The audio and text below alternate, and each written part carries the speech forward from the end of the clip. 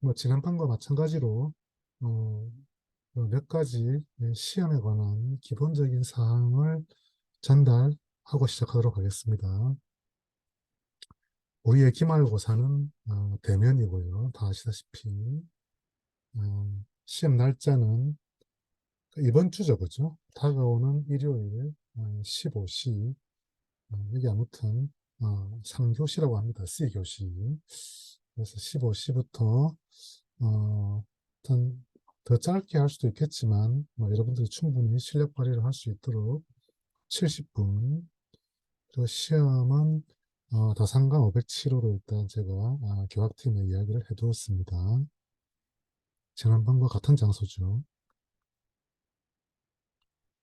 어, 여러분들이 뭐 시험을 칠 때 당연히 꼭 우리 학교 시험이 아니라 하더라도 본인임을 확인할 수 있는 어떤 신분증이 있어야 되고요. 요즘은 모바일 학생증이나 심지어 어, 어, 운전면허증 같은 것도 이 휴대폰에 넣어 다닐 수 있다고 하지만 어, 기본적으로 시험 시간에 휴대폰을 사용하게 하는 것 자체는 굉장히 바람직하지 않은 절차라고 생각해서 여러분들 실물 신분증을 꼭 지참해 주시기 바라고요. 만약에 실물이 준비가 안 되어 있으면 혹시라도 잃어버렸다거나 해서 그러면 시험 끝나고 전화기를 켜서 확인하도록 하겠습니다. 그다음에 제가 늘 강조하지만 볼펜 이 답안지를 제가 사실은 꽤 오래 보관하거든요. 그래서 뭐 실수로 예를 들어서 연필로 쓴 것이 인적사항이 지워져서 나중에 혹시라도 별로 그런 일은 없겠지만 이게 이 기록 보존의 그 어떤 어, 우려가 생길 수가 있습니다. 그래서 적어도 다른 내용은 모르겠지만 어, 본인의 인적사항은 반드시 볼펜으로 기재해서 그러니까 본인이 시험에 응시했는지 그렇지 않는지를 분명하게 하는 것이 필요하다라고 하는 것이고요. 물론 답안은 볼펜으로 작성하셔도 되지만 아무래도 볼펜으로 쓰다 보면 틀리기가 쉬우니까 답안지는 그러니까 인적 사항을 제외한 답안지는 기본적으로 뭐 연필이나 샤프 펜슬 그 같은 도구를 사용해도 되고요. 그 다음에 볼펜으로 답안을 작성해도 문제는 없는데 여러분들이 이제 다들 사회생활을 하시지만 어, 약간 상식적으로 알아두셔야 될 것은 뭐 지금도 저는 그렇다 생각하고 있는데 그 공적인 시험을 칠 때 색상이 있는 볼펜을 사용하는 것은 약간 그 위험의 소지가 있습니다. 이게 요즘은 물론 이제 그 워낙 많은 사람들이 다양한 색상의 볼펜들을 가지고 다니지만 아, 예전에는 색깔이 있는 볼펜이라는 것 자체가 예를 들어서 뭐 채점자에게 자신이 누구인지를 알려주는 그런 부정행위에 소지가 있다 이렇게 생각을 했기 때문에 일반적으로 흑색과 청색, 그죠? 검은색이랑 파란색 볼펜만 사용하는 것이 원칙입니다. 근데 이제 제가 채점하다 보니까 학생들이 뭔가 답안을 이쁘게 쓰면서 뭔가를 강조하기 위해서 이 빨간색 볼펜 같은 걸 사용하는 경우가 있어요. 근데 제가 볼 때는 별로 바람직하지 않다. 제가 채점할 때 빨간색을 사용해야 되기 때문에 그럼 이제 여러 가지 나중에 예, 논란에 휩싸일 수가 있습니다.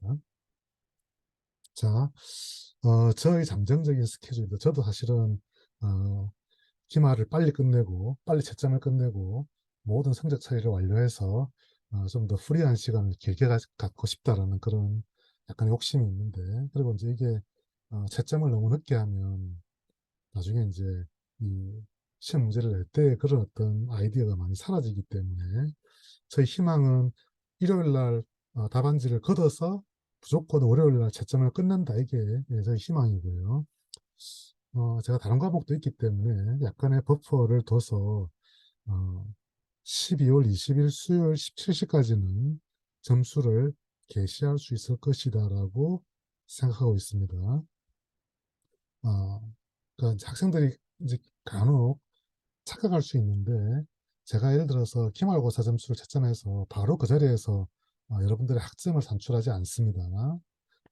왜냐하면 모든 시험은 여러분들이 잘 하진 않지만 시험 채점 결과에 대한 이의 신청할 수 있잖아요. 그죠? 그래서 어, 시험 점수가 확정되기 전에는 이후에 절차를 진행하지 않는다. 그래서 저는 통상적으로 이 시험 점수를 공지하고 48시간 내에 아무런 리스판스가 없으면 그러면 학생들은 그 점수를 억셉트 하는 것이다 이렇게 생각하고 있습니다. 그래서 대략적으로 48시간 정도 지난 후에 이후의 조치를 어, 취하게 될 것이다 이렇게 생각하시고요.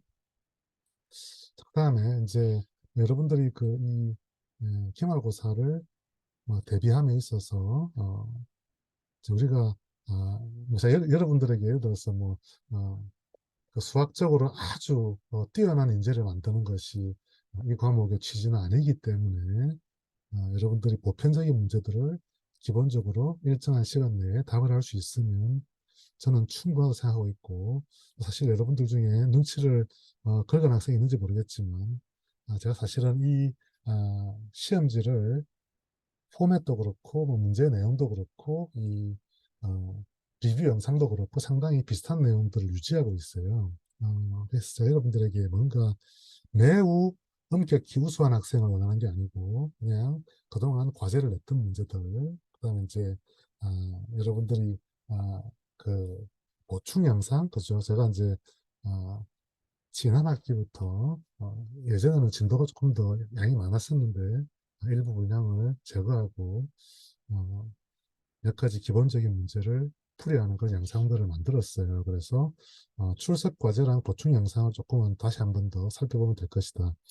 출석 과제 중에 어떤 것들은 적합하지 않은 문제도 있잖아요. 그죠? 시험 문제로서는. 그래서 눈치껏 살펴보시고요. 그다음에 서술형 문제는 풀이 과정이 포함되어야 된다. 그러니까 답이 맞다고 해서 점수를 주는 것은 아니다. 어떤 사람들은 답이 맞으면 점수의 반은 줘야 되는 거 아니냐 이렇게 주장하는 학생들이 있는데 저는 그냥 서술형 문제에서 답만 쓰면 빵점입니다. 당연히 서술형 문제이기 때문에.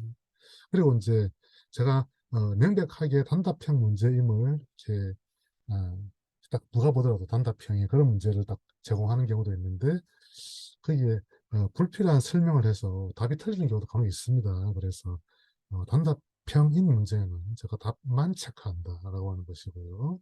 서술형 문제는 풀이 과정을 제가 봅니다. 그래서 기본적으로 좀 틀리더라도 필요한 내용들이 잘 서술되어 있으면 부분 점수를 주고 있습니다. 자, 시험 중에는 제가 답안지 양식, 답안지는 문제지를 겸하게 되겠습니다. 그래서 정확하게는 시험 답안지다 이렇게 얘기할 수 있고요. 시험지랑 답안지 함께 있는 거죠. 저는 A3를 고수하고 있습니다. 그래서 A3 용지에 익숙하시기 바라고요.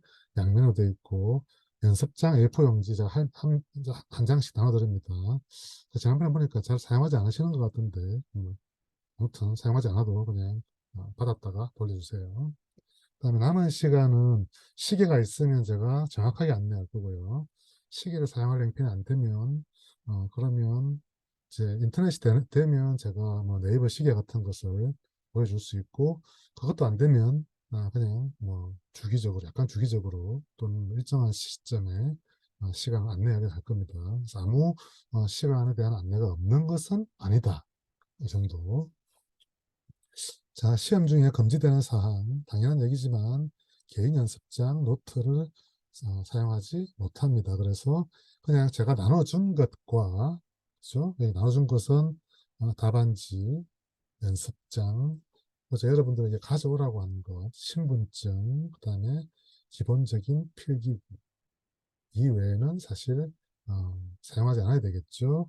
특히 개인 연습장, 노트, 예, 노트북 심지어, 그다음에 전자계산기, 스마트 기기, 노트북이나 태블릿이나 전화기 등등, 그죠? 그래서 아무튼 그냥 기본적으로 다 지필목으로 하는 거다 이렇게 이해하시면 되겠어요.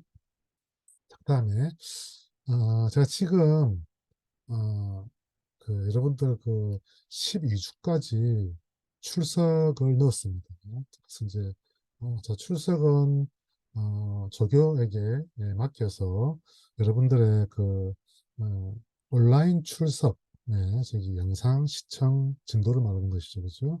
그래서 온라인 출석과 그다음에 출석 과제의 제출 여부를 바탕으로 자 임시로 12주까지 입력을 해두었고요. 아마 나머지는 어, 아마 다음 주가 되어야 정리가 되지 않을까라고 생각하고 있습니다.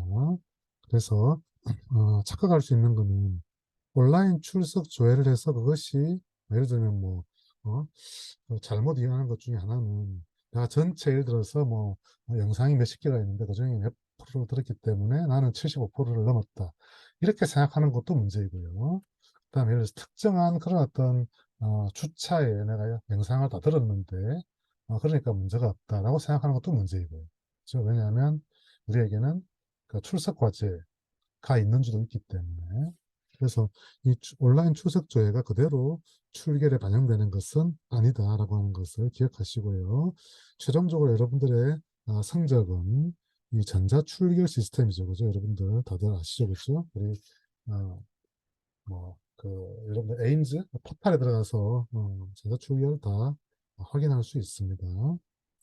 그래서 출석 상황 확인을 요망한다. 이건 뭐냐면 나중에 이제 여러분들이 어, 점수가 잘못됐다 이런 것들을 나중에 제가 모든 걸 산출한 이후에 여러분들이 이야기를 하면 뭐 틀렸으면 제가 여러분들에게 들어줘야 되겠지만 매우 비효율적이기 때문에 가급적이면 최종적인 그런 이 성적 차이가 이루어지기 전에 잘못된 것들을 정정해 주시길 바라고요.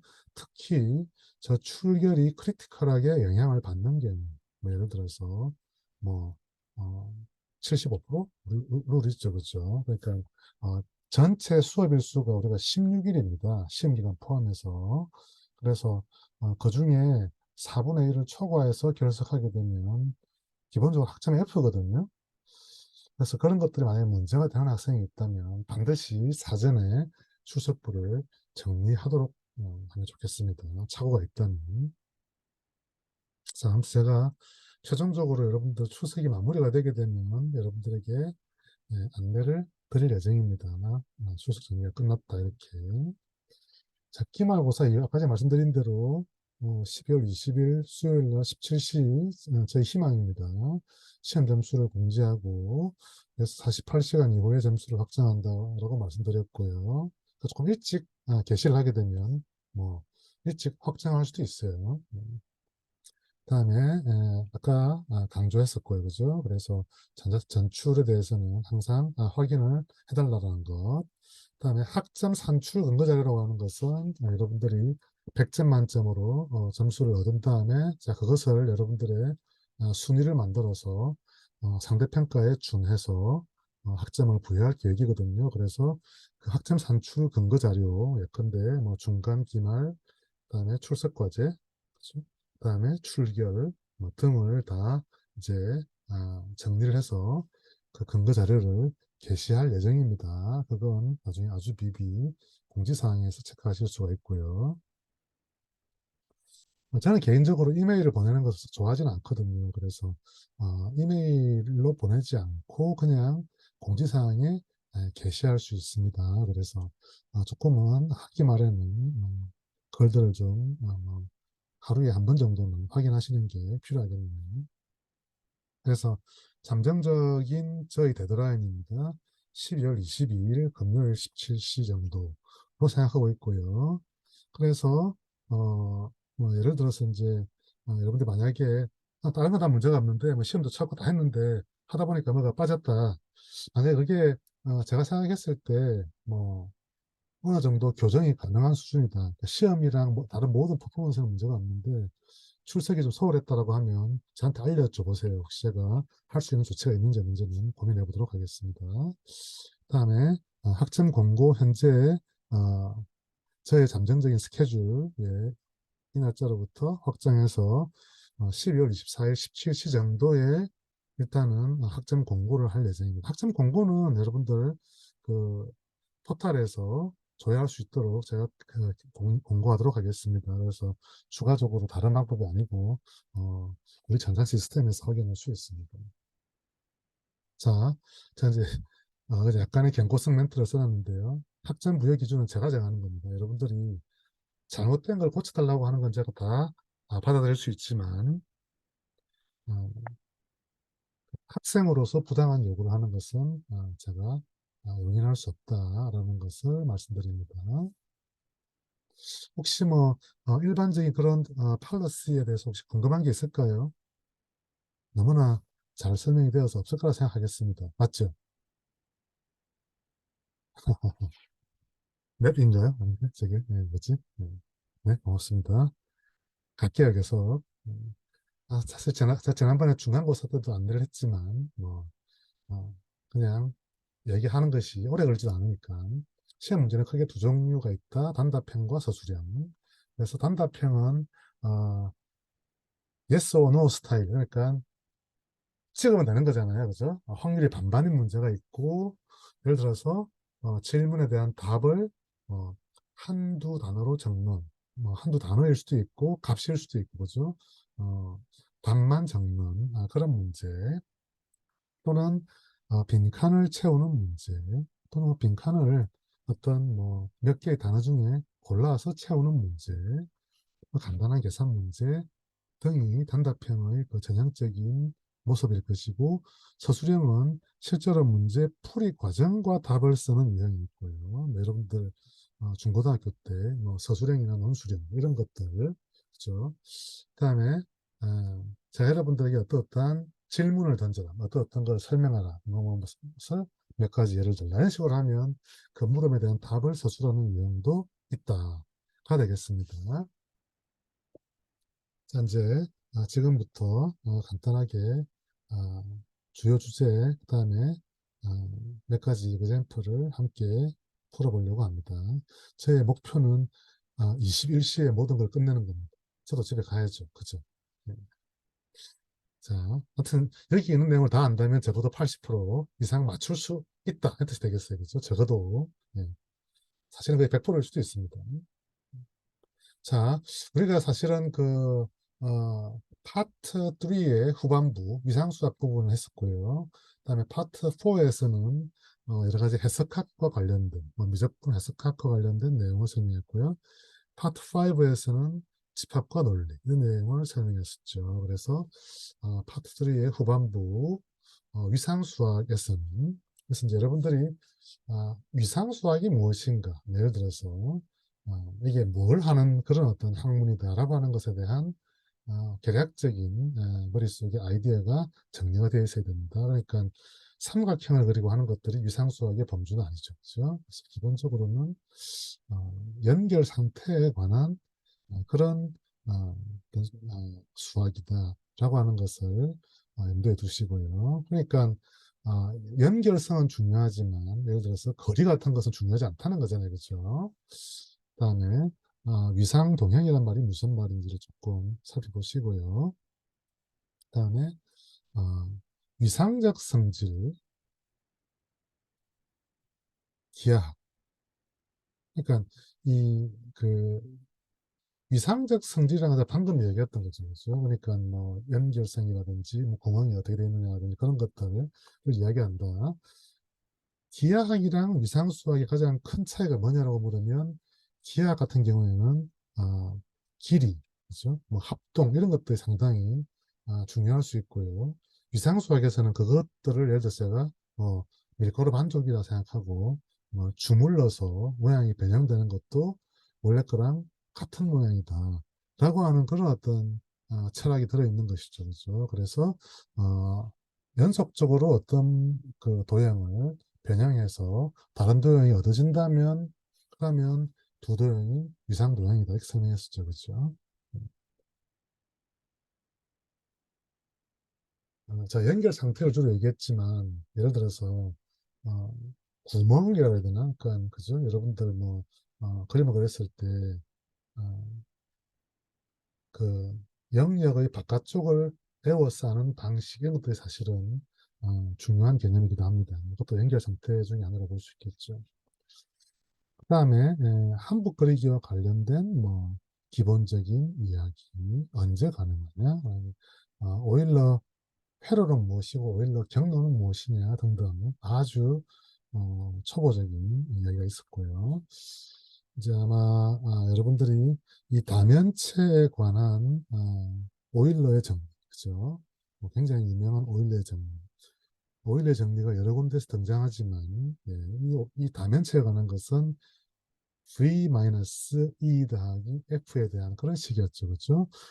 우리가 알고 있는 그런 볼록 다면체는 그 값이 2라는 것이었고, 하지만 일반적으로 이 오일러 표수라고 부르는 일종의 위상적으로 중요한 그런 어떤 값이 도형마다 존재한다라고 했습니다. 그래서 이 오일러 표수를 여러분들이 제가 방금 얘기했던 이제 그 V-E 더하기 F에 준하는 그런 개념인데 그 오일러 표수가 어떻게 얻어지는지를 이해해야 될 것 같고요. 그러니까 단순한 다면체인 경우는 그와 같은 식으로 구할 수 있겠지만 조금은 더 복잡하게 생긴 경우 어떻게 계산하는지 여러분들 혹시 이제 아리까리하면 다시 그 복습 영상을 한번 살펴보셔야 되겠네요. 또는 그 노트를 보시면 이해할 수도 있겠죠. 그 다음에 구면의 오일러 표수, 토러스의 오일러 표수. 토러스 뭔지 아시죠? 그죠? 도너스 비슷한 겁니다. 근데 속이 없는, 그죠? 먹을 게 하나도 없는 도나스라고 했습니다. 메비우스 띠. 이와 같은 도형들의 오일러 표수는 여러분들이 알고 있어야 될 것 같고요.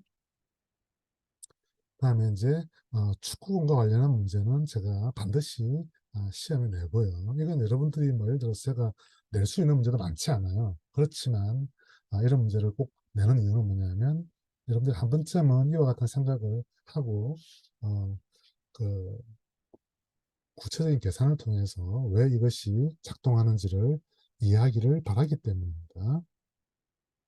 그다음에 색종이, 색종이에 예를 들어서 어떤 변도를 같은 것으로 이렇게 취급하느냐에 따라서 뭐 메비우스 입기나 토러스나 심지어는 클라인병까지 다 얻어진다고 했죠. 제가 여러분들에게 색종이에 변의 화살표를 이렇게 붙여서 설명을 한 적이 있는데 적어도 그 세 가지 정도는 여러분들이 제대로 이해하셔야 되겠네요. 다음에 굉장히 유명한 문제죠, 그죠? 이 포앙카레의 추측이라고 하는 것이 무엇이고 누가 증명했느냐 이렇게 이제 알고 있어야 될 것 같습니다. 특히 이제 이 포앙카레 추측은 기본적으로 단순 연결이라는 그런 얘기가 나오죠, 그죠? 그래서 어, 그 기본적인 용어, 이 포랑카레 주책이 무엇이냐, 그죠? 그 다음에 누가 증명했냐고 했더니 제가 이제 사실 제일 황당한 그런 답 중에 포앙카레 주책을 누가 증명했냐고 물으면 포앙카레가 증명했다고 하는 답이 꽤 많아요. 그게 아니라는 건 다 아시죠, 그죠? 사실은 1학기 때도 제가 여러분들에게 뭐 이 페르마 문제에 대해서 얘기를 했더니 페르마 뭐 정리, 마지막 정리, 그죠? 얘기했더니 이 페르마가 이게 풀었다고 하시는 분들 많이 있어가지고 약간 당황했습니다.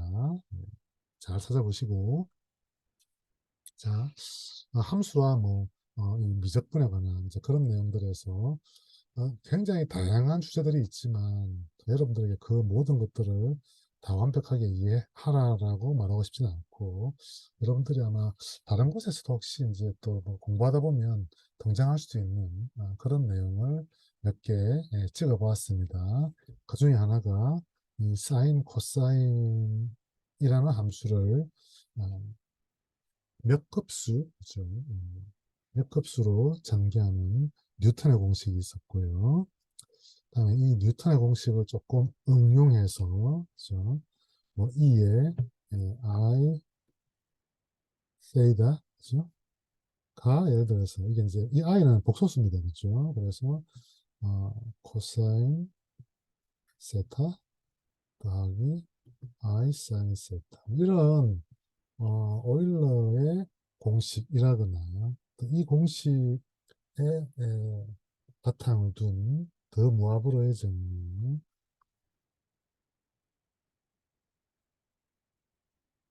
사인 세타죠. 죄송합니다. 자, 지우개가 안 가져왔네요. 자, 코사인 n 세타 더하기 i 사인 n 세타. 이게 바로 더 모아브로의 정리죠. 그죠? 위에 있는 게 오일러의 공식, 밑에 있는 게 어, 더 모아브로의 정리라고 부르는 것입니다. 그 다음에 마취의 공식이라고 부르는 이 굉장히 다양한 탄젠트에 관한 그런 식들이 있다고 했습니다. 자, 여러분들에게 뭐 그 출석 과제에 낸 것도 있고 사실은 이제 영상 수업에서도 원래 제시한 것이 있었죠. 그래서 그와 같은 것들을 조금 다룰 줄 아는 그런 훈련. 네. 그다음에 이제 일종의 그냥 사실을 알고 있는 것인데 행성 운행의 법칙, 그죠? 케플러의 3법칙에 관한 것들 조금 이해하시고요. 이제 뭐 함수들을 예를 들면 뭐 다항함수라거나 유리함수라거나 무리함수라거나 등등 초월함수 그와 같은 기본 용어들은 알고 있어야 되겠다. 이제 조금 어렵다고 생각해요. 보시면 이 눈치가 빠르신 분은 아시겠지만 요 위에 있는 이 박스들과 이 색깔이 좀 다르잖아요. 이거 조금 제가 나름 테크니컬한 부분이라고 생각하고 있는 겁니다. 그래서 시험에 안 나온다기보다는 조금 여러분들이 어려워할 수 있기 때문에 제가 예제가 나올 수 있다고 얘기했지, 거기에 대한 깊이 있는 설명을 요구하지는 않을 겁니다. 예를 들어서, 이 함수는 여기에서 연속이냐, 아니냐, 그런 거죠. 뭐, 미분 가능이냐, 아니냐, 그런 얘기를 할 수 있고요. 여러분들에게 예를 들어서, 뭐, 어, 어, 원점에서 불연속인 뭐 함수의 예를 들어 이렇게 물어볼 수도 있죠. 뭐 얘만 들으면 됩니다. 네, 이제 그다음에 뭐 기계론적 또는 결정론적 세계관이 무엇인지를 간단하게 설명할 수 있어야 되겠다. 예.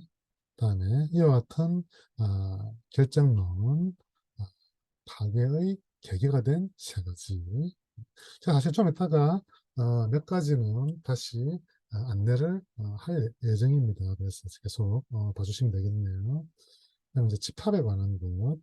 집합에서 되게 중요하게 생각했던 것은 어, 두 집합의 원소의 개수가 같다 이런 개념이었잖아요. 그렇죠? 그래서 원소의 개수가 같다라는 말은 유한계일 때는 적절한 표현이지만 무한 집합인 경우에는 좀 표현 자체에 어폐가 있을 수 있어서 그것보다는 두 집합이 대등하다 이런 표현을 쓴다고 했고요. 대등하다는 말은 그냥 말 그대로 정확하게 짝을 지을 수 있는 그런 시츄에이션이다 라고 얘기했습니다.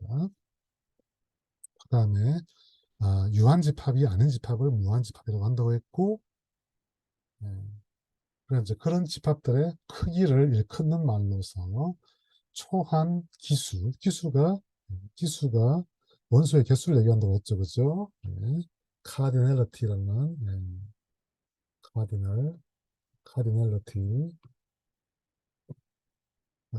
번역하게 되겠습니다. 트랜스파이나이트 카디넬러티 무한 기수란 말을 써도 되지만 그냥 보통 초한 기수라는 말을 쓴다고 했습니다. 자, 무한 집합들에 관한 이야기 굉장히 중요하죠. 어떤 집합이 가부번이다. 제가 아마 그 용어에 대한 설명을 했을 텐데 번호를 부여할 수 있다라는 얘기가 했죠. 그죠? 그러니까 그 집합의 원소들의 번호를 매긴다. 이렇게 순서대로 이렇게 우리가 이야기를 할 수 있다. 그 나열을 할 수 있다. 그죠? 그 너무 원소가 많으면 번호를 매기는 것이 불충분하다. 그 너무 많아서 번호라고 하는 것은 내가 번호를 매길 수 있는 그냥 내가 모든 수를 다 제한된 시간 내에 다 나열할 수는 없지만 그 수들에 대한 그런 어떤 나름대로의 규칙이 있잖아요, 그죠? 그래서 어, 원소들을 다 나열할 수 있다, 번호를 매겨서라고 하면 가부번이다.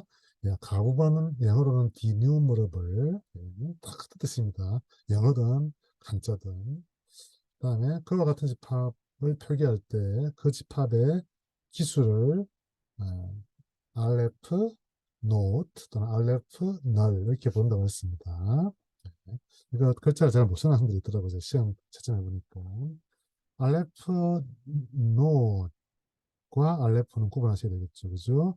알레프 노트는 그러니까 쉽게 말하면 가부분 집합의 기수다 이렇게 얘기할 수도 있지만 가장 심플하게는 자연수 집합의 기수이고요. 알레프는 이렇게 알레프라 쓰기도 하고 C라고 쓰기도 한다고 했습니다. 그죠? C는 컨티뉴엄. 그래서 이것은 실수들의 집합의 기수다.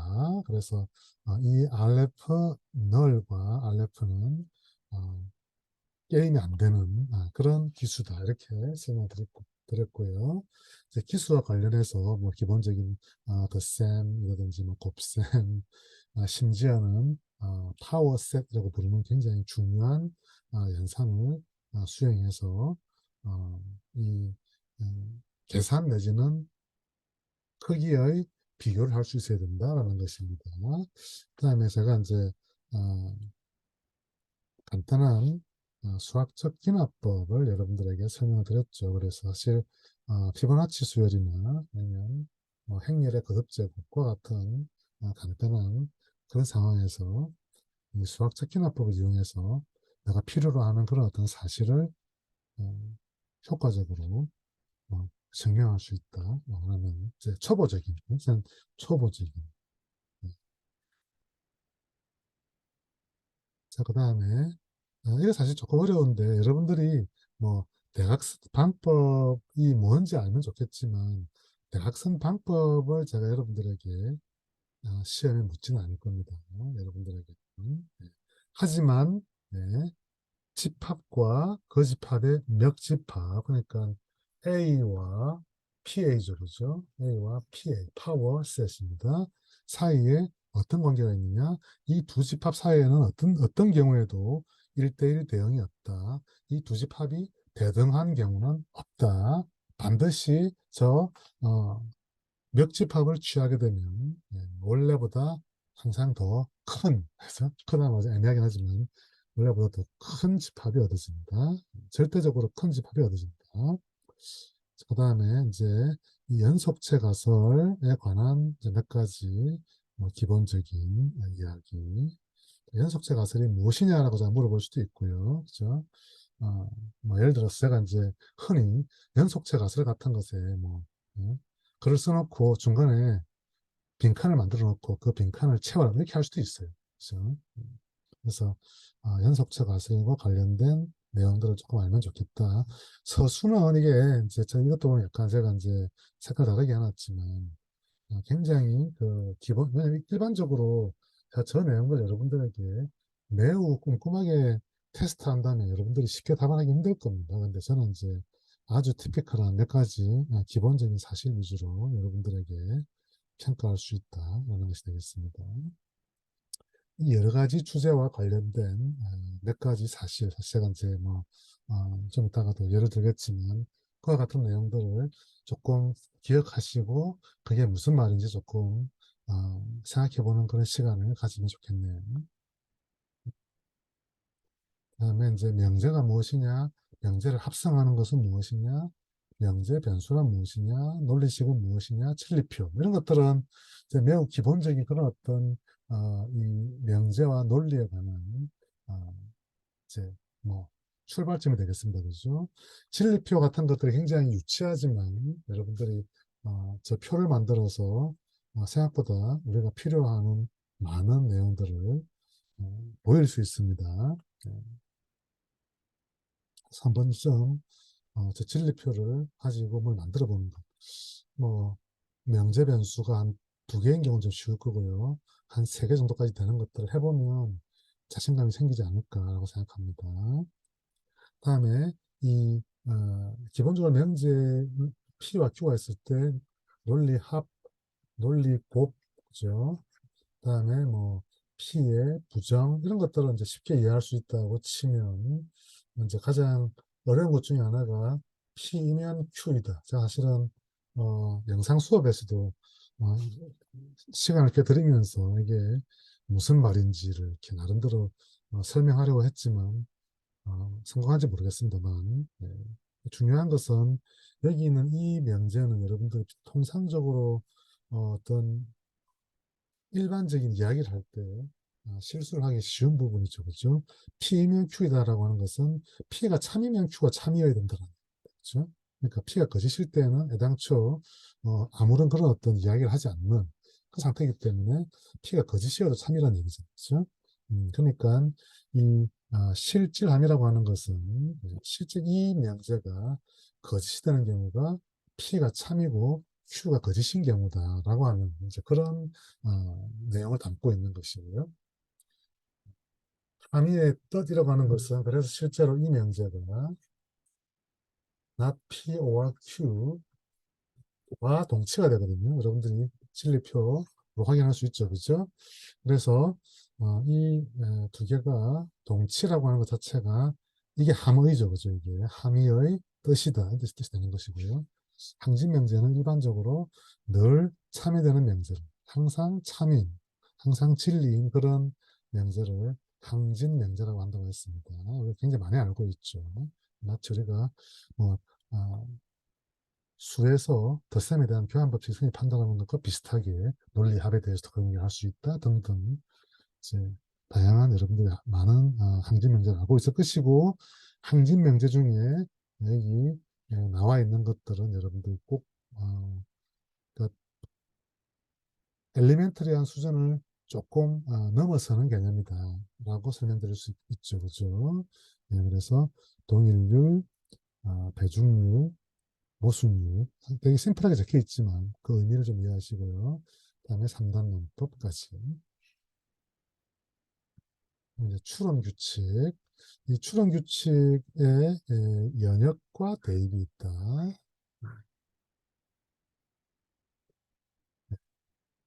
어렵죠, 그죠? 사실 어, 저 추론 규칙을 부분적으로 사용해서 나중에 이제 이 힐버트 아크만 공리계 로부터 그죠? 로부터 배중률을 유도하는 과정이 있습니다. 이건 제가 여러분들에게 실제로 시험에 고스란히 낼 수 있다. 왜냐하면 어, 제가 물어볼 수 있는 다양한 에그젠플은 없어요. 그래서 보통 물어본다면 이거 안 하고요. 힐버트 아크만의 공리계로부터 공리계입니다. 그죠? 그러니까 어, 일종의 논리 체계에 대한 그런 어떤 공리계였습니다. 로부터 배중률을 유도하는 과정이 있었다. 네, 추론과 대입, 그다음에 그죠? 그런 어떤 어, 그 기본적인 원리들을 이용해서 명제의 그 연산이 아니고 추론과 대입만 가지고 모든 이야기를 이끌어가는 것이었습니다. 이렇게 일단 어, 여러 가지 기본적인 사항들을 살펴보았고요. 네, 이제 일종의 범위였습니다. 여러분들이 할 줄 알아야 된다라고 하는 것을 제가 한번 정리를 해봤어요. 그래서 이제 C라고 적었잖아요. 위에서는 제가 다 점으로 찍었는데 알아야 되는 것 이제 점 찍었습니다. 근데 이제 여기서 C라고 썼잖아요. C라고 하는 것은 여러분들 실제로 컴퓨테이션 할 수 있어야 된다. 손으로. 그래서 오일러 다면체 공식을 적용하는 것, 그렇죠? 또는 오일러 표수를 구하는 것, 관련해서 축구 문제 적용하는 것, 파이 근사라고 하는 것은 마친의 공식에 관한 내용이었죠. 그죠? 그래서 그 부분을 실제로 파이를 근사하는 것보다는 그 마친의 공식을 실제로 어, 보이는 그런 어떤 과정, 그런 것이죠. 그다음에 기술을 다루는 것, 예, 기본적인 서술을 다루는 것, 그다음에 진리표를 작성하는 것, 명제를 가지고 기본적인 장난을 치는 것. 이 정도는 여러분들 할 줄 알아야 되는 계산으로 제가 여기에 리스트를 해놨습니다. 그래서 간단한 이그젠플 몇 개를 살펴보려고 합니다. 사실 여러분들이 이미 이 내용들을 보충 영상에서도 아마 들었을 수도 있고요. 네, 이기태 학생.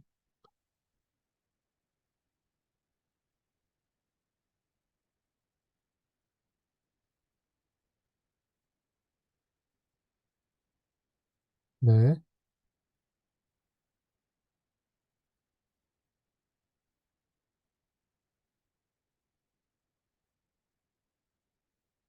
어차피 이거 제가 영상 올릴 건데, 오늘 밤에.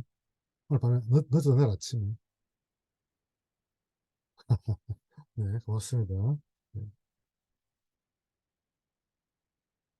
자, 그래서 저기 이제 어, 흔히 과제에 나올 법한 그런 문제이고요. 사실 제가 이제 정말 막 열심히 노력해서 엄청 새로운 문제를 만들어 볼 수도 있겠지만 저는 그런 욕심을 부리지 않습니다.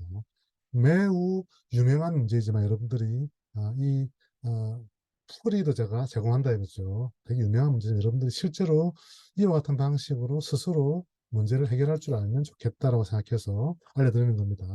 읽어볼게요. 삼각형과 사각형의 조각만으로 만들 수 있는 축구공과 동일한 위상 구조로 가는 것은 기본적으로 그러니까 여러분들이 축구공을 예를 들어서 약간 뭐 이렇게 주무르거나 이렇게 막 구겨가지고 만들 수 있는 공 비슷한 모양이라는 얘기잖아요. 그렇죠? 네. 땅굴 내거나 하지 않죠. 네. 자, 일반적으로 이게 만약에 추가적인 조건이 없으면 굉장히 복잡한 문제가 될 수 있어요. 그래서 편의상 한 꼭지점에서 항상 세 면이 만난다. 사실은 여러분들이 아마 조금 이제 어, 머리를 굴려보면 예를 들어서 한 점에서 네 개의 면이 만날 수도 있거든요. 어떤 점에서는 세 개고 어떤 점에서 네 개가 만난다고 하면 그냥 풀 수 있는 문제가 아닙니다. 그래서 지금은 정확하게 한 꼭지점에서 항상 세 면이 만나는 것으로 굉장히 문제를 단순화시켜 놓았습니다. 참고로 그러니까 한 점이 있으면 그 예를 들어서 이렇게 뭐 삼각형이든 뭐 사각형이든 이렇게 그림이 좀 꾸린데요. 이렇게 돼 있잖아요. 그렇죠?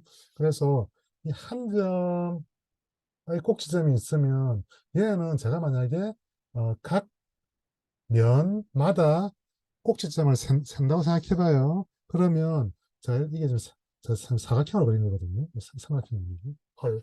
네, 그래서 이게 점이 하나 둘 셋 넷 이게 하나 둘 셋 하나 둘 셋 이런 식으로 제가 계산할 거잖아요. 그러면 여기는 이 점이 실제로 항상 세 번씩 카운터가 되게 되어 있다. 왜냐하면 이 세 면이 한 점에서 만난다고 했기 때문에 그거를 착안하시고 또 한편으로 이렇게 어, 모서리가 하나 있잖아요. 그죠? 걔는 항상 이렇게 두 면이 만들어서 모서리를 만들거든요. 그죠? 이게 뭐 삼각형일 수도 있고 사각형일 수도 있지만 항상 두 면이 한 개의 모서리를 만든다. 그러니까 모서리는 항상 두 번 카운트가 되게 되어 있다라는 그 사실 모서리는 두 번 카운트가 된다. 꼭지점은 세 번 카운트가 된다. 라는 것을 이해한다면 이제 상당히 이해가 쉬울 수 있다. 그래서 S는 솔루션입니다. E는 example이고요. 제가 어, 독단적으로 지어낸 그런 기호입니다. 자, 그래서 제가 삼각형의 개수를 T, 사각형의 개수를 R, 삼각형은 트라이앵글이고 사각형은 원래는 Q라고 써야 되는데 그냥 렉탱글이라 생각하고 직사각형이라 생각하고 그냥 TR로 썼어요.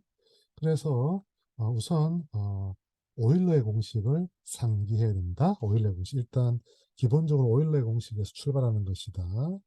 그 다음에 내가 이 오일러의 공식에 적용하려면 V랑 E랑 F가 정해져야 되죠.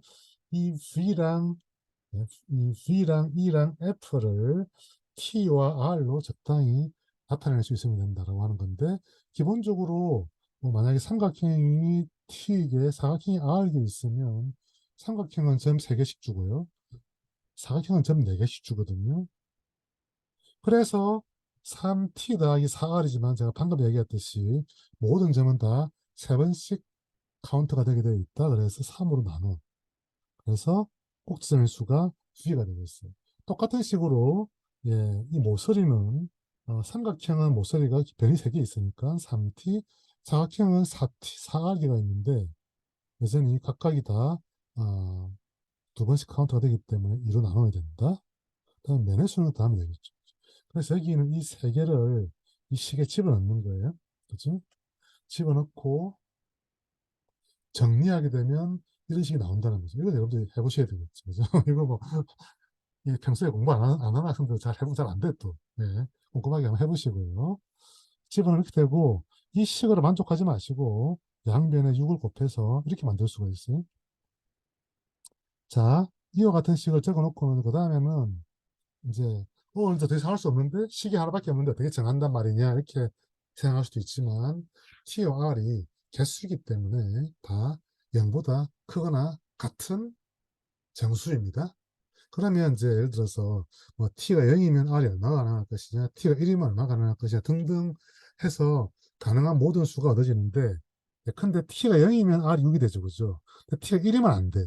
왜냐면 T가 1이면 얘가 홀수가 되어서 짝수 가지면 안 되잖아요. 그죠? 그래서 T는 2가 돼야 되거든요. T가 2가 되면 6이니까 R은 3이다.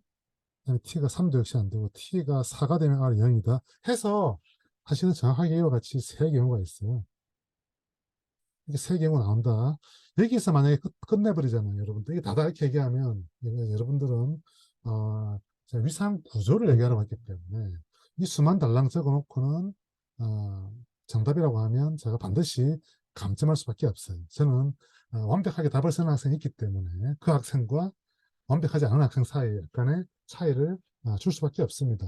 그래서 여러분들이 실제로 이 합학의 경우에 대해서 이건 어떤 거다? 네.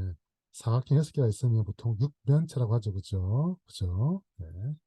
그다음에 뭐 예를 들어서 여기 이런 건 뭐다라고 물어본다면 삼각형이 위아래 두 개 있고 측면에 사각형이 세 개가 있는 그런 모양을 생각할 수 있으니까 예를 들어서 삼각기둥과 같은 모양이다 이렇게 얘기할 수도 있고 그죠? 어, 여기를 보시면 삼각형만 4개 몰려 있으니까 사면체다 이런 식으로 쓸 수 있겠죠.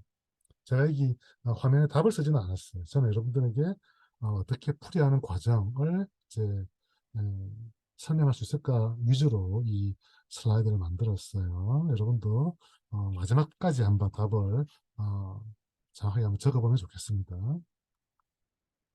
자, 유사한 문제가 있는데 정오각형으로 이루어진 정다면체는 정 12면체밖에 없다. 예, 여러분들 정다면체, 정다면체, 정다면체는 5개밖에 없다라고 배웠는데 그 중에 정오각형만으로 이루어진 정다면체는 정 12면체밖에 없다라는 것인데 그래서 아까와 비슷하게 일단은 내가 이 정오각형이 모두 몇 개나 있을 수 있는지가 제일 중요하기 때문에 정오각형의 개수를 P라고 하고 이게 우리가 풀어야 될 미지수입니다. 그 다음에 오일러의 정리를 쓰면 역시 정다면체 이런 모양들은 기본적으로 다 볼록이잖아요. 그죠? 그래서 기본적으로 공과 비슷하게 생겼을 것이고 그래서 구에 대한 그 오일러의 공식 맞죠? 구와 위상동형인 다면체의 오일러의 공식을 쓰게 되면 역시 V-E 더하기 F는 2 그래서 점이 몇 개냐라고 물으면 5P이지만 한 점에 3개씩. 이게 이제 약간 여러분들, 아니, 이 문제 지금 3개란 말이 없는데, 어떻게 3개인 줄 아느냐라고 물으면, 어떻게 3개인 줄 아느냐고 물으면, 정오각형의 각 꼭지점은 108도예요. 저희가 여러분들 중학교 돌아가셔야 되는데, 이거 확인하시려고 하면, 네. 그죠? 삼각형이 사실은, 어, 3개가 있죠. 그죠? 그래서 180도 곱하기 3에서 540도를 5로 나누면 108도죠. 이게 108도이기 때문에 한 점에서 세 개가 모이면 324도고요. 네 개 이상 모이면 360도를 넘어가잖아요. 그죠? 그러면 이게 모양이 일그러지겠죠? 그래서 기본적으로 요 3이 유일한 이 선택이 된다. 정오각형에서는 이렇게 되었고요. 그 다음에 다 5 곱하기 P라는 이유는 오각형이니까 그래서 모서리가 5개씩 있고 역시 한 모서리가 두 면에 의해서 공유되기 때문에 나누기. 이렇게 해서 이 식에 집어넣으면 이런 식이 나온다. 정리하면 딱 P는 12. 예, 금방 할 수 있겠죠. 그죠? 예. 자, 이 마지막 문제는 제가 풀이하지도 않을 것이고, 사실 더 이상 설명하지도 않을 거예요. 왜냐하면 이게 되게 얘기 자체가 좀 루스하게 적혀 있거든요. 루스하게. 그래서 여기 보면 어, 한 꼭지점에 몇 개의 면이 모이는지에 대한 설명이 없어요. 상당히 루스하기 때문에 여러분들 약간씩 적절한 과정을 넣고 풀어야 되는 그런 문제이다라는 것이 되겠습니다. 그래서 좀 그냥 이런 식의 문제도 생각해 볼 수 있다. 제가 만약 여기다가 각 지점에서는 세 개의 면이 만난다 이렇게 하고 문제를 낼 수도 있어요. 그죠? 한번 고민해 보시기 바랍니다. 그다음에 오일러 표수를 구하는 문제 이런 것들은 이제 여러분들이 이미 어, 그 출석 과제에서 많이 보았을 것이기 때문에 제가 더 이상 반복하지 않으려고요. 그리고 아마 실제로 보충 영상에서도 많이 다루었죠, 그죠? 꼭 영상들을 살펴보시기 바라고요. 음, 그다음에 이 맞춤의 공식과 관련된 이런 에그젬플. 자, 그래서 여기 보시면 이 굉장히 유명한 그런 공식인데요. 4분의 파이는 45도입니다, 참고로. 그래서 여러분들이 이해해야 될 것은 요 기호죠, 그죠? 요 기호는 아크탄젠트 그렇게 읽죠. 아크탄젠트 2분의 1이라고 하는 것은 어떤 각인데, 그죠? 이 각은 뭐냐면 탄젠트를 구하면 2분의 1이 되는 각을 의미합니다. 그래서 이 삼각함수의 역함수들이 있다라고 했습니다. 여러분들은 뭐 고등학교 때 안 배웠다고 하겠지만, 하지만 그 사실만 알면 나머지는 그렇게 크게 이 역삼각함수에 대한 성질을 사용하는 건 아니기 때문에 이 역삼각함수의 정의를 정확하게 이해하면 될 것 같고요. 그 다음에는 여기에 각을 두 배 하는 것, 그다음에 각의 차이를 이용하는 것 등 이 탄젠트에 대한 대각 공식과 덧셈 뺄셈 공식이 있다라는 것도 있겠습니다. 제가 만약에 이제 시험 시간에 뭐 예를 들어서 이 탄젠트의 대각 공식이나 덧셈 뺄셈 공식은 제시할 수도 있습니다. 문제에서. 그래서 여러분들 너무 그렇게 모든 게 다 unfair한 것은 아니다. 조금 집중도 있게 계산을 하면 따라올 수 있는 것도 많이 있을 것이다 생각합니다. 자, 여기 보시면 탄젠트에 대한 덧셈, 뺄셈이죠. 그죠? 그래서 이 순서가 다 같습니다. 그죠? 복호는 동순, 그다음에 탄젠트 2알파는 여기 플러스 기호에다가 베타 자리에 알파를 집어넣은 거다. 이렇게 기억하시면 되겠죠.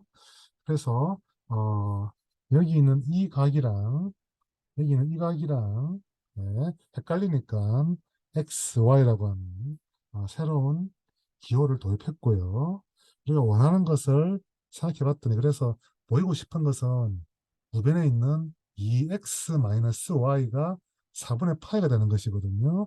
그것을 어떻게 보이려고 하냐면 요 2x-y라는 것의 탄젠트를 구해서 탄젠트 4분의 파이인 값 1이 나오는지를 확인할 것이다. 그죠? 그래서 탄젠트 2x-y를 구해보려고 하는 것이고, 이건 저 위에 있는 공식에서 2x랑 y의 차이기 때문에 이 뺄셈에 관한 공식을 적용한다는 거죠. 그죠?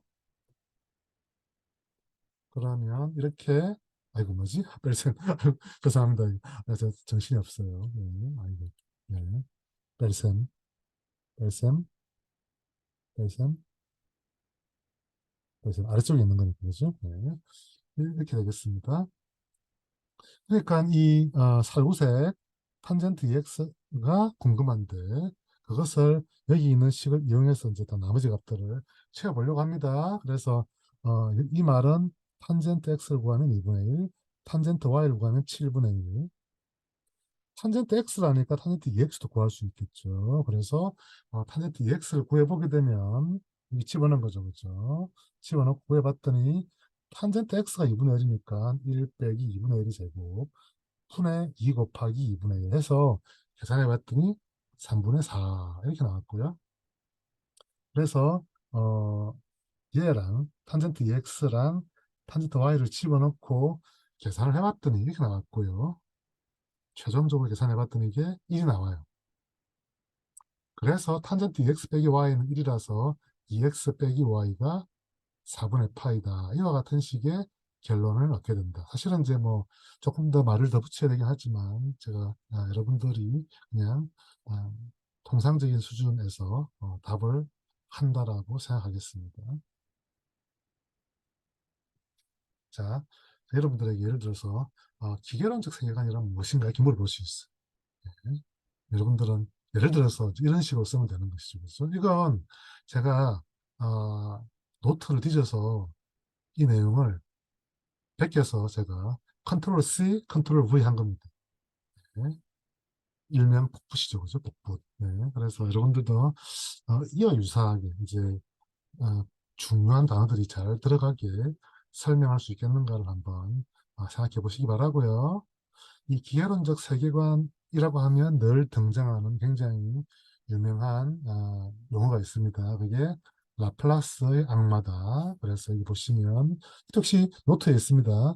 과거, 현재의 모든 질량의 위치와 그것의 운동량을 정확히 알고 있으며 그것에 작용하는 상호작용을 알기 때문에 결국엔 미래까지도 정확히 예측할 수 있는 가상의 악마다. 그러니까 일종의 처음에 어떤 상태였고 앞으로 변해가는 그런 어떤 규칙을 정확하게 안다면 이 세상에 변해가는 원리를 다 설명할 수 있다. 과거까지 포함해서 그런 내용이죠. 그렇죠. 무시무시한 거죠. 예. 그러니까 이게 그야말로 기계론적이다 또는 결정론적이다라고 이야기할 수 있는 그런 표현이 등장하고 있고요. 한편 기계론적 세계관을 무너뜨린 세 가지 여기는 물리학적이라고 했지만 꼭 물리학적이라고 했지만 뭐 수학적일 수도 있습니다. 그러니까 보기에 따라서는 그래서 세 가지 물리학적 이론을 쓰고 이를 간단히 기술하라. 자, 쓰고 기술하라입니다. 그죠? 그래서 이런 경우에 그 세 개만 달랑 쓰면 예, 분명히 감점이 있습니다. 감점이 얼마냐는 제가 정합니다. 여러분 정하는 거 아니에요. 그래서 분명히 설명이 필요하다는 것이고요. 그래서 여기 보면 상대성 이론, 시간의 절대성, 그렇죠? 그다음에 그 관찰자의 상태에 따라 현상이 다르게 관찰됩니다. 상대성이죠, 그렇죠? 양자의 크기라고 하는 것은 사물의 존재가 결정적이지 않고 확률적이라는 거죠, 그렇죠? 그런 것. 그다음에 카오스 이론, 예. 그러니까 아까 전에 라플라스 양마 같은 경우는 어떤 어, 초기의 상태를 정확하게 알면 마치 이후에 변화가는 규칙에 따라 모든 계산을 정확하게 할 수 있다라고 생각했지만 실제로 이 그 미세한 그런 어떤 오차 내지는 그죠? 아무튼 미세한 변화, 섭동 뭐 이런 것들로 인해서 완전히 다른 양상이 벌어질 수 있는 그런 이야기. 그래서 이제 제가 이야기하는 것을 시험 답안으로 쓰는 것도 그렇고요. 여기 적혀 있는 것. 현재 사물, 현상의 상태로부터 미래를 정확히 예측하는 것은 정확히 이 부분에 빠져 있다면 이 빠져 있고 그냥 예측하는 것이 불가능 이렇게 얘기하면 그건 아마 이 문장에서 가장 핵심적인 부분을 간구하는 게 아닌가라고 생각합니다. 그다음에 가부번이란 무엇인가 아까 설명했고요. 자, 가부번 집합의 기수를 나타내는 기호가 얘기했죠, 그죠? 알레프를. 그다음에 가부번 집합의 얘가 무엇이냐? 어떤 집합이 주어졌을 때 그게 가부번인지 아닌지 어떻게 아냐? 이와 같은 기본적인 사항들을 자 여러분들에게 실제로 시험에 반드시 묻습니다. 이건 뭐 제가 예를 들어서 매 학기 똑같은 문제를 내지만 그 제가 볼 때 똑같은 문제를 다르게 볼 수도 있겠죠. 매 학기 똑같은 문제 나오지만 어, 자 여러분들이 한 번쯤은 이 내용들을 점검을 해서 그것을 조금은 제대로 이해하기를 바라는 그런 의미가 되겠습니다. 그래서 다음 각각의 집합에 대하여 가부번이면 T라서 D, 비가부번이면 N으로 답하라 이렇게 되어 있잖아요. 그래서 유리스트의 집합, 자 여러분들에게 자연수의 집합 가부번, 그 다음에 자연수의 그 가부번 집합의 합집합, 뭐죠? 가부번계의 합집합하면 역시 가부번, 유리스트의 집합은 사실은 자연수 곱하기 자연수로 볼 수 있다고 했습니다. 그래서 가부번 집합 곱하기 가부번 이건 유한계 역시 가부번 해서 유리수의 집합 매우 당연하지 않지만 가부번 집합의 전형적인 예라고 했습니다. 자, 얘는 D가 되겠죠, 그죠? 안 쓸게요. 자, 그 다음에 무리수들의 집합은 실수 전체 집합이 비가부번, 그죠? 그 중에 무리수도 집합이 가부번. 만약에 무리수도 집합마저 가부번이었다면 두 개를 합해서 실수 전체가 가부번이 될 것이므로 모순. 그래서 무리수도 집합은 가부번이 아니다. 비가부번이 되겠어요. 자, 대수적 수두리 집합은 제가 여러분들에게 설명을 하긴 했지만 상당히 까다롭습니다. 예. 이건 어, 상당히 까다롭지만 이 대수적 수들이 제가 여러분들에게 초월 수들에 비하면 정말 존재감이 없다. 이렇게 설명을 드렸거든요. 그래서 대수적 수들의 집합도 유리수들의 집합보다 훨씬 많지만 많다. 아무튼 하지만 여전히 가부번 실수들 중에서 대수적 수가 아닌 거를 초월수라고 했으니까 아까 무리수들의 집합이 가부번이 아닌 것처럼 초월수들의 집합 역시 비가부번. 그다음에 자연수들의 집합 곱하기 자연수의 집합, 가부번 곱하기 가부번 역시 가부번. Q는 가부번이라고 했죠, 그죠? 그래서 가부번 곱하기 가부번 역시 가부번. 네. 그다음에 0보다 크고 0.0000001보다 작은 무리수들의 집합. 네. 이게 굉장히 이 수가 작아 보이지만 여러분들이 그것을 돋보기 같은 걸 들고 또는 예, 뭐 스마트폰에서 이렇게 손가락 두 개를 이렇게 그냥 하듯이 음, 키워보면 역시 굉장히 어, 어마어마하게 많은 집합이 큰 집합이 된다는 걸 알 수 있잖아요. 그렇죠? 그래서 본질적으로 요 구간 자체는 그렇게 중요하지 않다. 0에서 1 사이에 있는 실수의 집합이 기본적으로 비가부번입니다. 그래서 그 안에 있는 무리수도 역시 비가부번. 이거는 거기다가 예를 들어서 내가 상당히 줄였지만 여기다가 제가 10, 100, 1000만, 10만, 100만, 1000만 억배를 해버리게 되면 폐구한 0이 나오기 때문에 그래서 거기에 있는 물수의 집합은 비가부번 되겠죠. 그래서 답은 비가부번. 한편 역시 초월수이기 때문에 역시 해도 비가부번이 되겠죠. 여러분도 아무튼 다양한 에그젬플들 살펴보시기 바라고요. 자, 그 다음에 행렬의 뭐 기본적인 이제 곱셈 같은 걸 여러분들이 자주 해보라고 했더니 답을 잘 못하는 학생들이 있어서 어, 이제 제가 이 화면 한번 만들어 봤습니다. 이와 같은 n이라고 하는 것이 n이 일반적인 자연수이기 때문에 자연수입니다. 일반적인 자연수이기 때문에 이걸 뭐 몇 번만 해보고 답이 이렇다라고 말하는 것은 정답으로 볼 수는 없어요. 그래서 반드시 일반적인 식을 이야기할 때는 수학적 기납법을 써야 되는데 그래서 우선 규칙 파악을 위해서 몇 개의 계산을 스스로 해본다. 연습장에다가. 그죠? 그런 다음에 그것을 바탕으로 해서 일반식을 추정해본다. 그래서 여러분들이 이 한 두어 번 해보면 곱셈할 줄 알아야 되겠죠. 두어 번 해보면 이와 같은 식의 식 추정이 가능하고요. 실제로 이 식이 맞다는 것을 수학적 기납법으로 확인하는 것이죠. 자, 수학적 기납법은 n이 1일 때 성립한다. 이건 여기 n 이집어넣으면 답 나오겠죠, 그죠? n 1일 때 집어넣으면 1, 0, 마이너스 1이니까 오케이. 그다음에 n이 k일 때 성립한다고 가정한다. 즉 이렇게 가정하는 것이죠. 중요한 것은 n이 k 더하기 1일 때에도 성립하는 것을 가정하는 게 아니고 성립하는 것을 확인하는 겁니다. 이것은 가정이고 이건 확인해야 됩니다. 그래서 제가 하지만 이건 가정하기 때문에 사용할 수 있죠. 그래서 이걸 a의 k제곱을 이용해서 나타냅니다. 그래서 a의 k 더하기 1제곱은 ak 곱하기 a다. 그래서 ak 사용할 수 있죠. 그죠? a는 주어져 있는 걸 뺏겠습니다. 그다음에 제가 실제 이 곱셈을 하는 거죠. 이렇게 그죠? 곱셈할 줄 알아야 되겠죠. 곱셈을 해서 이 식을 적어보면 4개 다 적어보면 이렇게 나온다. 이거죠. 그래서 실제로 어, k 더하기 1일 때는 이 n 자리에 k 더하기 1을 써놓은 답이 나온다. 그래서 이 식이 n은 k 더하기 1일 때도 성립한다. 그래서 수학적 기내법에 의하여 저 별표가 모든 n에 대해서 성립한다. 이렇게 얘기할 수 있다는 겁니다. 꼭 해보시고요. 자, 그 다음에 기수에 대한 가지 내용 제가 이제 여러분들에게 뭐 가부번이냐 아니냐를 물어보았었는데 여기에 몇 가지 기본적인 계산이 나옵니다. 그죠? 자, 이것은 파워셋의 기수죠, 그죠? 그래서 절대로 어, 파워셋을 하게 되면 원래보다 전적으로 큰 기수가 나온다고 했습니다. 네. 그다음에 어, RF라고 하는 것은 RF 널하고는 비교가 안 되게 큰 기수잖아요. 얘는 흡수되는 거죠. 네. 그래서 실제로 얘는 있으나 마나다 같습니다. 얘는 가부분의 제곱이죠, 그죠? 같아야 되겠죠. 네. 자, A라는 집합과 얘는 A라는 집합의 기수죠.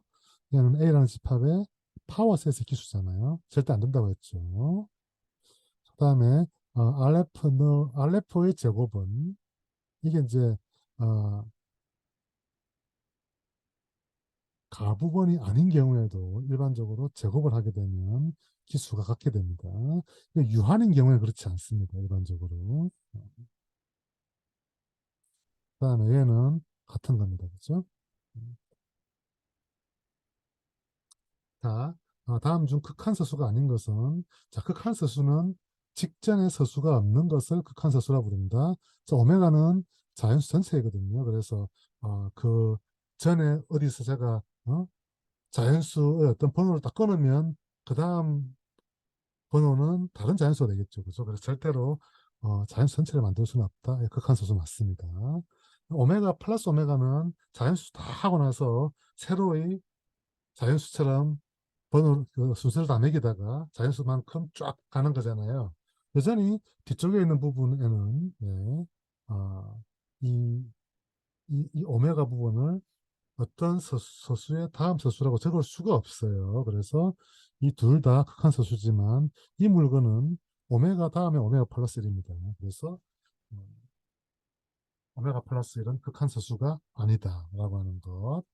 자, 그러니까 오메가 플러스 1이라고 하는 것은 자연수들을 쫙 다 순서를 매긴 연후에 그 다음에 완전히 새로운 이 모든 자연수보다 더 큰 뭔가가 있다라고 하고 그것을 내기에 한 개를 더했다 이런 뜻으로 적은 거죠. 그죠? 오메가 플러스 1이라는 게 네, 이렇게 되겠습니다. 자, 다음 중 다른 서수는 무엇이냐? 자, 오메가 1 플러스 오메가는 제일 처음에 어떤 걸 세고 나서 다시 자연수를 붙이는 거잖아요. 그래서 모든 걸 번호를 하나씩 밀기만 하면 되기 때문에 이 두 개는 같은 거고요. 이 두 개는 둘 다 극한서수이고요.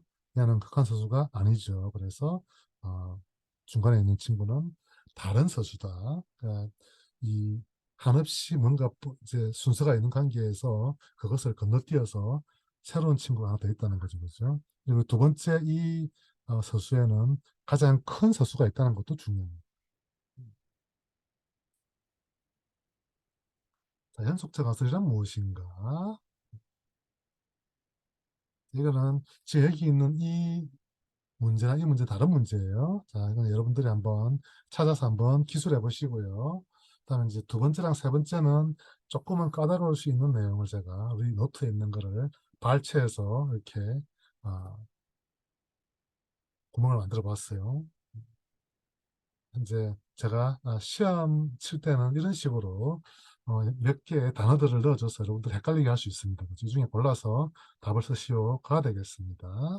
예, 연속체 가설과 관련해서는 이 괴델과 코헨 이 두 사람이 굉장히 중요한 그런 어떤 업적을 남겼다라고 얘기했고요. 그래서 이 두 사람이 조금은 다른 각도에서 이 내용들을 각자 독립적으로 이야기를 했다 이렇게 설명드릴 수 있습니다.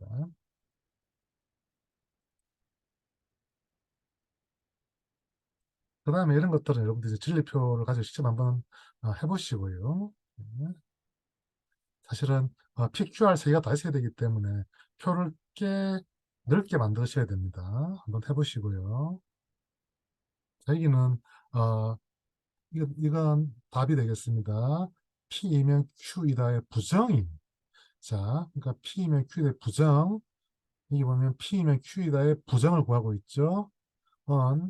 이 P이면 Q이다라고 하는 것이 not P와 Q랑 동치라고 했죠. 이게 함의의 뜻이라고 했습니다. 그다음에 이와 같이 논리 합의 부정은 부정의 논리 고비죠. 그죠? 이게 더 모르간 법칙이죠. 그다음에 이중부정의 법칙 해서 P and not Q이다. P이면 Q이다의 부정은 P and not Q. P는 참이지만 Q가 거짓인 것이 되겠습니다. 자, 각 단계에서 어떤 법칙이 사용되는지를 언급할 수 있습니다. 방금 얘기했듯이. 그래서 여러분도 한번 쭉 정리를 해보시기 바라고요. 저는 제가 여러분들에게 해줄 수 있는 거 다 했어요. 예상보다 10분 더 경과했습니다.